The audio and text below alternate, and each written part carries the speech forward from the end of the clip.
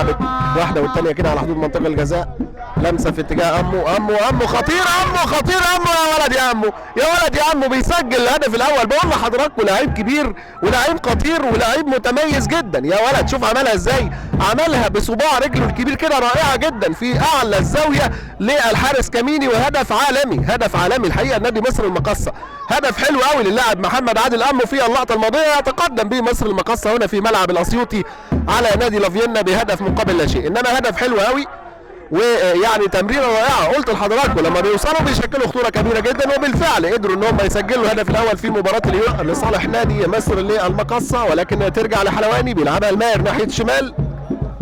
ماهر بيلعب الكره العرضيه في اتجاه رجب مارو، زحلقه حلوه الاول وركله جزاء، وركله جزاء طارق سامي يعطي فرمان بركله جزاء للنادي لافيينا، ركله جزاء للنادي لافيينا وانذار، ركله جزاء للنادي لافيينا وانذار المره دي بدون تردد، بدون تردد بقى هنا بدون. والان هشام نيمار وكوره وسط ترقب ولحظات من الشجن هنا في ملعب الاسيوطي. مشاهدينا الاعزاء هشام نيمار، هشام نيمار ومواجهه مع الحارس جنش، هشام وجنش، هشام خطير ومعقد ناس كتير، خطير ومفرح ناس كتير. هشام نيمار لعيب كبير يا جماعه، لعيب كبير شبع الثقه، وحط الكره حلوه قوي وسجل هدف التقدم لصالح نادي لافيينا في احداث الشوط الثاني. قديم الازل مع نادي مصر المقاصه وعاشوا انجازات وارقام كبيره وبطولات، وهدف التعادل ياتي، هدف التعادل ياتي لنادي مصر المقاصه. لسه